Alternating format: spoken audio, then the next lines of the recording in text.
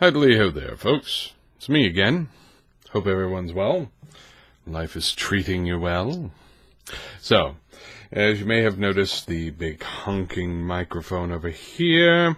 This is actually the microphone I've always been using. I decided to update my setup, add a pop filter, do some bits with some shock mounts and such, and see if I can get some better audio. Now, if that doesn't work, it will look different the next time you see me. But, thought I'd experiment at some. Now, it's been a while since I've made a video. I have a lot of reasons for that. Partly because I wasn't quite sure what I wanted to say. And I didn't want to just make a video to sort of talk about nothing. I am not Seinfeld. A show about nothing really doesn't work for me. That said, I did have a couple of things I wanted to bring up. I recently started a podcast feed on the Tome Show feed. I will be doing a thing called The Monstrous Ecologist, where I play the role of sort of a professorial figure talking about the history of monsters in D&D. Both the real-world legends, fictional influences, and, of course, the D&D versions through the years. It started with The Beholder. It's over on the Tome Show. Go give it a listen. Tell me what you think. Part of the inspiration for getting all of this new audio equipment is because I wanted to make the actual sound better. Now, beyond that, I did have a subject I wanted to talk about, but I'm running a game for some teenagers, starting at the end of this month. One's 12, one's 15. Sounds like I may have one or two more in the same sort of age range, so that's cool. And it's nice to bring in young people into a hobby I've been doing for a long, long time. And, I think ultimately D&D only succeeds if it brings in new generations every year.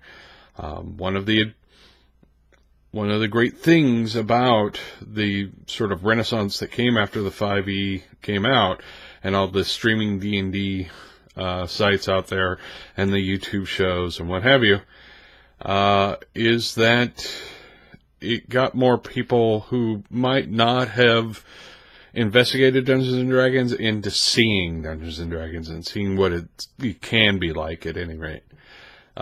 This may surprise some folks, but I picked as my setting Tal Dorei, the setting from Critical Role. Brief review of Tal Dorei. It is very much like an old school D&D setting. It obviously sprung up from a long running campaign, and the details of the world were filled in as they were explored to a certain extent. And it has a lot of those old school tropes. The current bad guy, for instance, in Critical Role is Vecna. In the book, due to copyright reasons, they have to call him the Whispered One. But ultimately, it's Vecna. They combined a bunch of different things, which a lot of the old settings did this, where they reached out and grabbed a little of this, a little of that, and sort of squeezed it in there. Sure, we've got the Raven Queen, and we have, one of the gods from Pathfinder, and you have some of the classic D&D gods, and some Forgotten Realms gods, and they're all just sort of crammed together into one setting, which is interesting. But the main reason I picked it is because while it does have that old school D&D feel, that old school D&D sort of DNA in his blood. It does have some modern sensibilities to it. There are not a lot of, not a lot of cultural appropriation going on here. Not a lot of,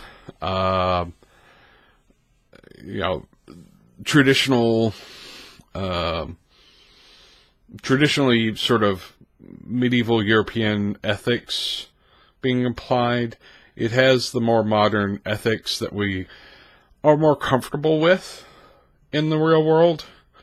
I mean, I'm a history nut, so I can play that guy who has the deeply outdated moral compass. But when I'm introducing it to a bunch of kids, I don't want that. Also, the other part of the reason why I decided to go with it is because it is a relatively small lore well for them to have to mine.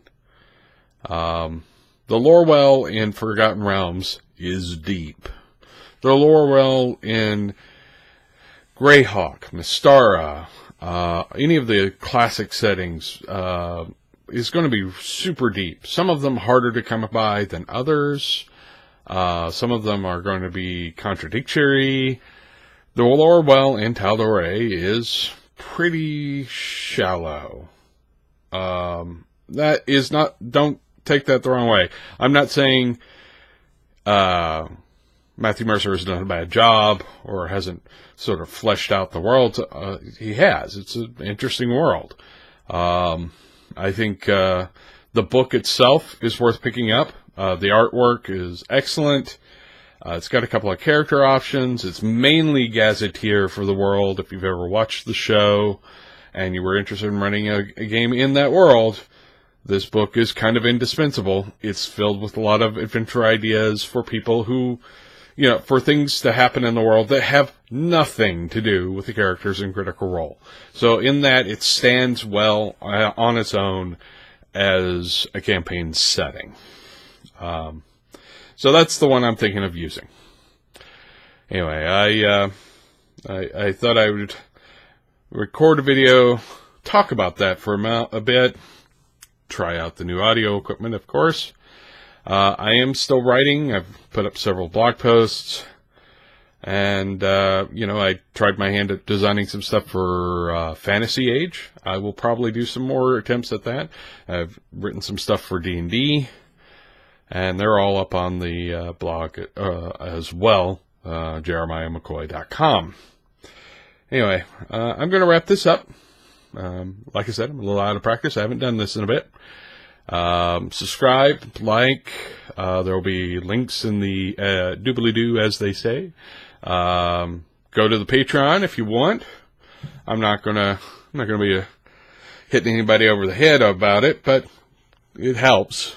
It really does. I will talk to you guys later. Stay out of trouble.